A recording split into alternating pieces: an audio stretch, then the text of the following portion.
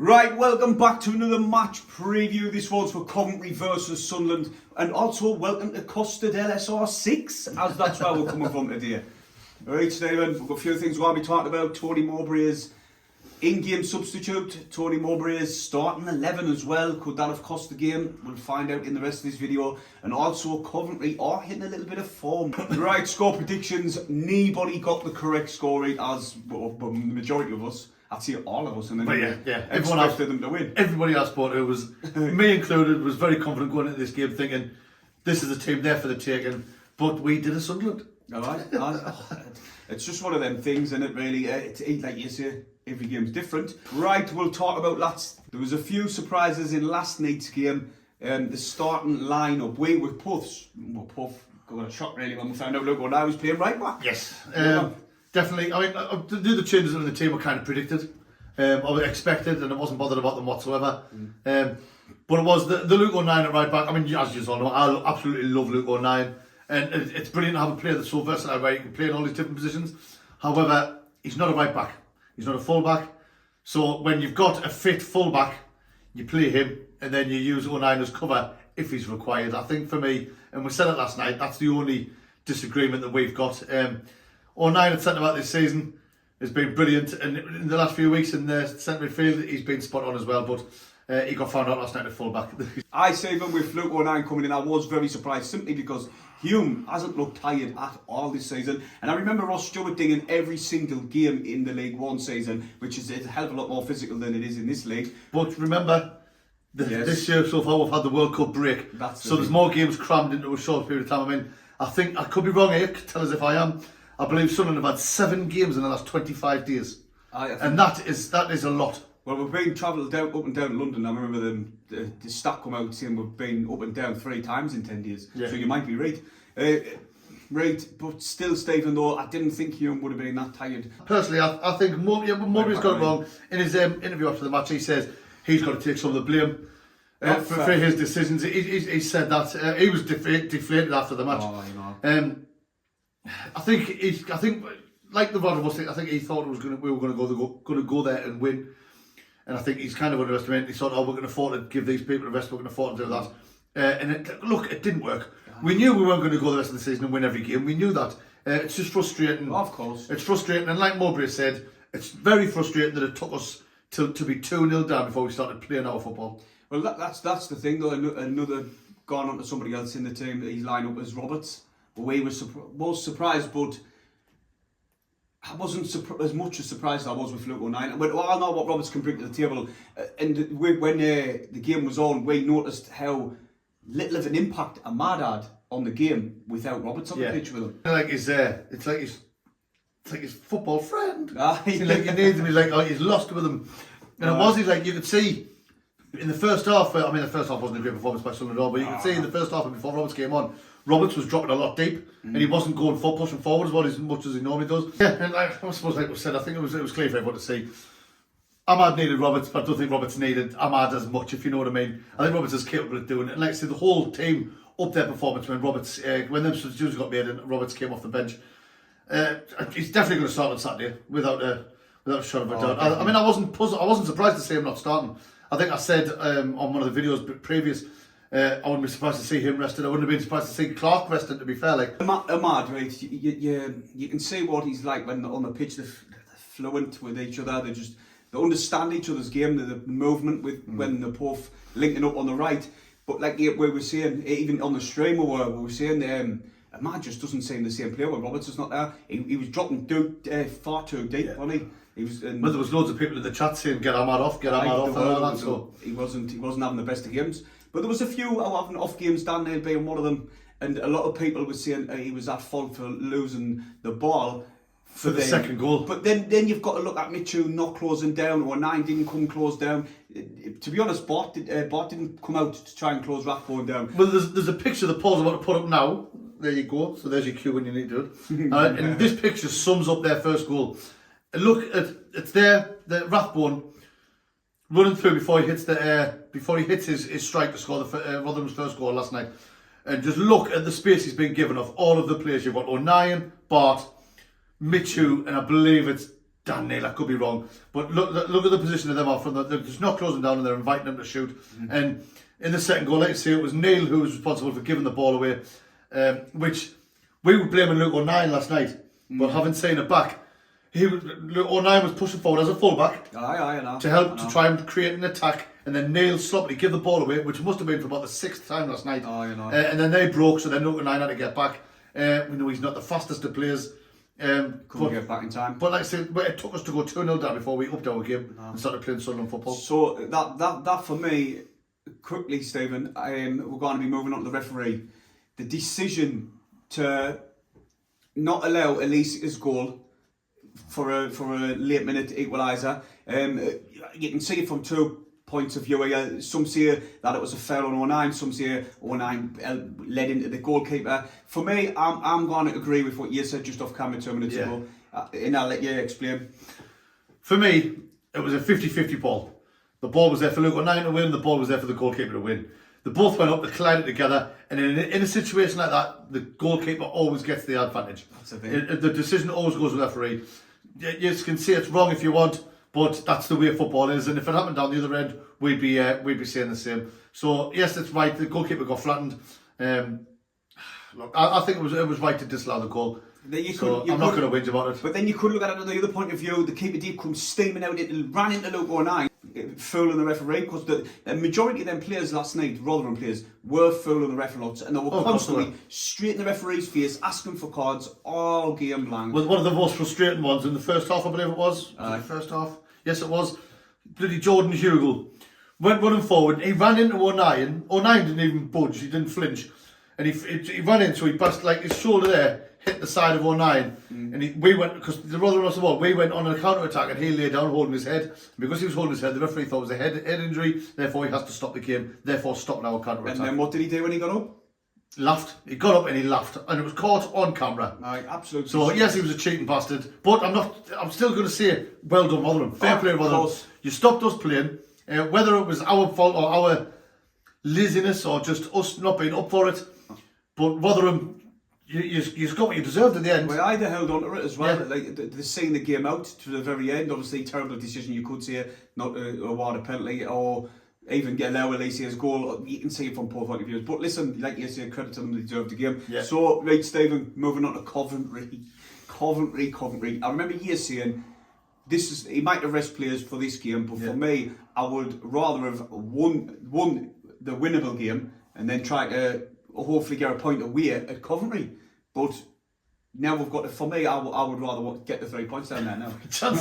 But people are getting carried away. Some people on social media are getting absolutely carried away. They get, oh God, Saturday's a must win, this, that, that. Now everyone's focusing on the playoffs, when at the start of the season we focused on staying up. And I mean, we're still what, 8th in the table now? We're 8th in the table, we're still only 3 points off friggin' 4th. You know what I mean? So everyone needs to calm down. It's not a must win on Saturday. We want to win every game. We're not going to win every game. Last night was proof of that. In the Championship, it's a very tough league. It's a very hard league. We need to have a bit of realism about our ambitions. Yes, we want to win every game, but they're not must wins. There's still a long way to go in the season.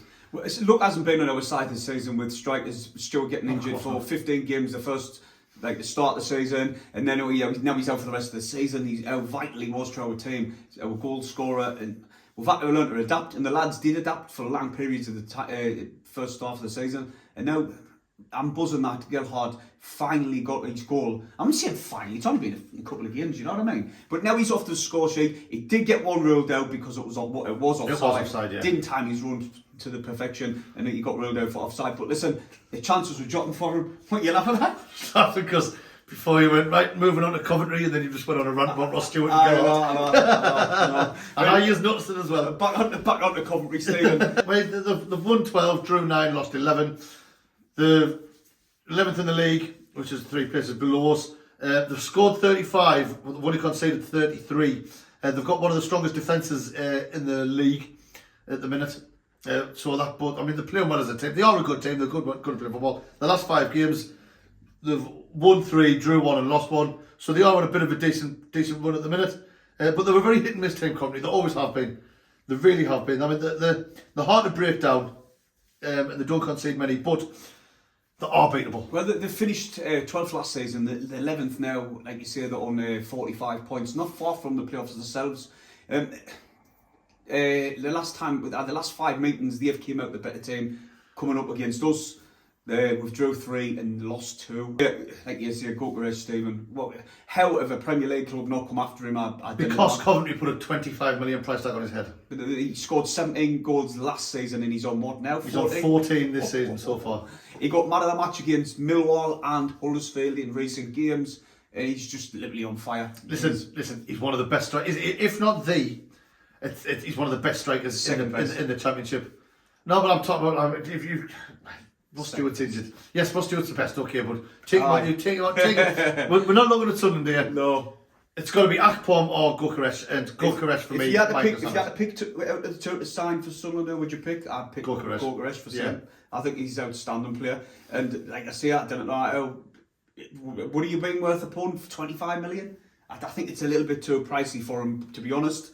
But he's still a really good top. But I think they put that price tag on him to basically say to the teams, look, you're not getting ones to look out for. They've got Jamie Allen, who's got 5 goals and 2 assists, and they've got Gustavo Hemer. He's kind of there. I think he's like their main man in the midfield. Gustavo Hemer. He's got 5 goals, 4 assists. However, he's a hothead. He's got 2 red cards this season, so he's there to be wound up. Basically, he'd be the perfect player for Luke O'Nien to wind up, but. I can't see Luke O'Nien starting on Saturday. No, I can't either now. And quickly, their home form and all, I quickly mentioned that, the 7th in the league, which is decent that they've picked up 29 points at home. So, well, it's nice that they're actually playing at home, because they should have been freaking given a massive point deduction, because the first 5 home games they couldn't play because they couldn't look after the pitch. I remember horrible bastards. There's no love lost between Sunderland and Coventry, as you older people will know. That was not. From there, was it 1977, I believe it was, when Jimmy Hill was the Coventry manager. And he purposely delayed kick-off to see who was going to get the Sunderland results, and then they could just piss the time away and make sure we went down and Coventry stayed up. Bastards. But listen, there's no rivalry there though. I've seen a lot of supporters on Twitter. There's not too much of rivalry. Somebody said, it's time to play the unwashed on Saturday. Like, as if it's a rivalry. Nah, it's not a rivalry. We just don't like them because of that. There's a lot of bad blood because of that game in the 70s. Well, a long time's passed since then, and anyway. But I remember the 5-4 when they beat us there. There was a lot of hell on with their supporters tossing stuff down, flares, coins. That was our old place, wasn't it? It was our old place, and we got beat that day. It's like I say, they tend to get the better of the results in the last 5 years anyway. But listen, Stephen, that comes up, tacks us onto the lineup. The change I would want to see in the lineup, I know you said you'd gone with the same lineup a couple of games before. No, that's what I think he's going to go with. I wouldn't. What I'm going to go with, my change has got to be Ekwa comes in for Daniel. That's the change I'm going with. I want to see more of him. I thought Mitchell did alright, didn't get us wrong, he lost the ball a few times, but the majority of the players listen to what had it off there. And obviously 09, Hume comes in, Roberts comes back in and on, further up the pitch. That's for me, anyway. Yeah, for me, Pritchard will be back on the bench. Ahmad playing behind Gelhardt. Roberts back to right wing, and obviously Clark will be on the left still. I was thinking about what you've just said there about Ekwa coming in for Neil, but I don't know if I've seen enough of Ekwa from the warrant to start yet, especially against a team such as Coventry. I'd like to see him get more minutes to see what he's capable of. I think he'll go with Neil and Mitchell in the middle. I think he'll stick with that. But yeah, for me, Hume back in for 09 definitely, and Serkin on the left, and then obviously Bart and Ballard in the middle. I know Bart got brought off yesterday. I haven't seen anything about any kind of injuries or niggle, so hopefully it's just to rest his legs when he's chasing Gukeresh all over the place on Saturday. Well, then again, with Alicia having the more pace than Bart, would he put Alicia in with alongside Serkin? No. Doesn't matter. Bart's been phenomenal all season, no matter how fast the strikers have been. He just reads the game, and him and Ballard have got a phenomenal partnership. Oh, exactly. So, I mean, obviously it didn't work last night, but you know, I wouldn't be surprised. I know Ahmad's a different player when Roberts comes on, but I wouldn't be surprised if he benched Ahmad and left Pritchard in the starting lineup. He'll not. No chance. Because Pritchard will come on and change a game, whereas when we're chasing it, or if we're chasing it, always come on and like show things up. If he rests Ahmad, that means he hasn't got that Ahmad Roberts connection. No. And then if he brings him on, Roberts is tired. And Ahmad's not, you know. Like you said, Roberts doesn't need Ahmad. He can make things happen himself. Well, he does. He can do it with Pritchard. Roberts can do it with anybody. I think Ahmad can as well. I just think, last night for me, it didn't look like he missed his football friend. And Clark had a quiet game. I noticed last night. We didn't mention Clark much. Let's be honest. Pretty much everyone had a quiet game last night. I'll tell you what.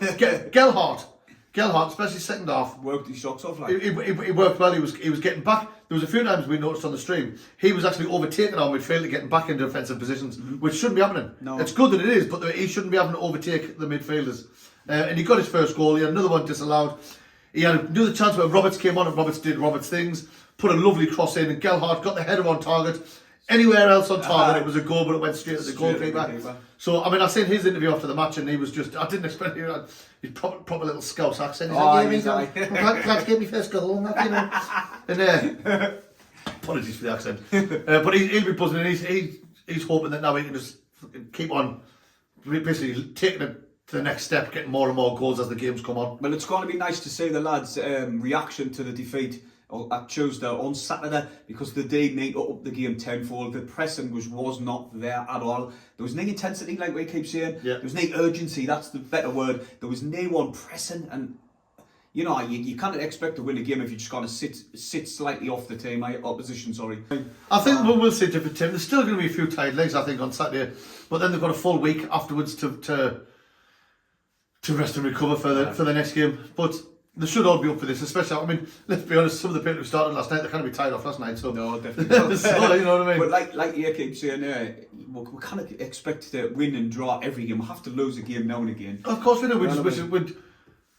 I mean, is it better than... I mean, let's say we've got... The next 5 games are tough we've got, was it? Oh, aye. I'd say if I remember them, we've got Coventry, Luton, Norwich, Sheffield United and Burnley. So we've got a very tough run-up coming up, okay? Would you rather lose against the likes of Rotherham or get results? I mean, obviously you want to win every game. I'm thinking about the logic. We know you're going to lose games at some point in the season. But would you rather lose a game against the team down there and pick up points against the teams in and around you, or lose to them because then they pull away and we drop down? But you're just speaking hypothetically. It's all hypothetical. Of course it is. It's all hypothetical. We've got a tough run-up of games coming. What I would love is to win every game from now to the end of the season. Oh, yeah. Not concede a goal and score 5 in every game. And go on second. You can't automatically. Yeah. You know what I mean? But it's all ifs and buts. For me personally, I want to see it's just an improvement from Tuesday. I didn't care about the lineup. Obviously, maybe 09 Hume comes in. Wait, no, if 09 starts, fine. Just not in fullback. Defence. No, not in defence even. Because why would you drop block? No, but that's the thing. That's the thing. Unless you're going to do a back three. True. And he did change that. He did change that. We changed it when we were pushing for the game when we actually started playing football. I mean, you could even. I wouldn't be surprised if he possibly started Luke 09 in centre midfield instead of Dan Neil. But I think if anything, he'd probably drop Michu, which I disagree with, because Michu was one of our better players last night, and Dan Neil wasn't, and he took Michu off and left Dan Neil on. I thought out of the two, Michu was a bit better than Dan Neil last night, but Michu did concede possession a few times. But like you keep saying, and we're going round in circles. Oh, of course. The majority of them were off game. Majority of them. Patterson couldn't do now for the goals. Oh, definitely. It was. I was saying last night on the stream, the way that both the shots were done. I mean, they're pretty much identical shots, and that's what you get taught as a kid growing up across the keeper. If you're on an angle, put it across the keeper, and that's what they did. But I think both of them went in off the post. So fair play to both the Rotherham players for their goals. They were brilliant finishes. And hey, so that's it, Stephen. Moving on to score predictions. Right. I'm going first this time because you've went first the last few. I have actually. We know it's going to be a tough game. It always is against Coventry for some reason with Sunderland. It's an early kick-off. We will have some tired legs. I think we will have a bit of a rocket up our arse after last night's performance, and I think they should be hungry for it. But Coventry are a good team. I'm going to sit on the fence and I'm going to say 1-1 draw. I'll send you my notes later. On my notes, I had 1-1 draw, but I scribbled it out and I went 2-1 Sunderland. I've got faith. They need to improve since the Tuesday game. They've got to, because, let's be honest, it was a shite performance. There's no questions about it. I think, like I say, a few more changes again. What were you expecting the likes of Hume, Roberts to come in? I would personally drop Dan Neil and bring in Ekwa. Listen, he's been rotating players. He's been changing the lineup. So for me, just rest Dan Neil. I'm not saying drop him because he's playing shit. I'm not saying that at all. I'm just saying rest the lad. Bring in Ekwa, see what Ekwa's got. He's had a few sniffs every now and again. Yeah. Give him a start. He's got to start a game sooner or later, and that's what I'm going with. Sunderland 2-1. Well, with Dan Neil, sorry, I know we're backtracking a little bit here, but with Dan Neil, You talk about heavy legs. He's tired. Exactly. Last night, a lot of his downfalls was his second touch was always having to be a tackle. Was that so his first touch was going to them, so his second touch had to be a tackle, which is not ideal, especially when you play in centre midfield. You were at the Bristol game, at home. Was it Dan Neil at fault for one of their goals? Did he concede possession? I can't remember. I'm sure I seen someone. They might have been commenting on their videos and. But no, Bristol City was 1-1. But their goal was. Was it his fault with Dan Neil the conceded possession or not? I can't remember. Comment below, let us know. Yeah. But I'm sure somebody in the comment, a few people in the comments on the video saying Dan Neil's fault at that goal. But listen, it's just tired legs. Replace him. He's replaced like for a game or maybe two. He's replaced Hume. He's done the same with Roberts. Yeah. He's done the same with Barr, Pritchard, the likes of them. So now just give Dan Neil a little rest and bring it out for me. That's about it, isn't it? That's pretty much it, now. So I'm sitting on the fence for once. I'm saying 1-1. Paul's got faith in the lads. He's saying 2-1 Sunderland. Other than that, we will be there for a live stream on Saturday. Pretty much it, Paul, isn't it? Right, hit the thumbs up. Subscribe if you're new. And we're the lads.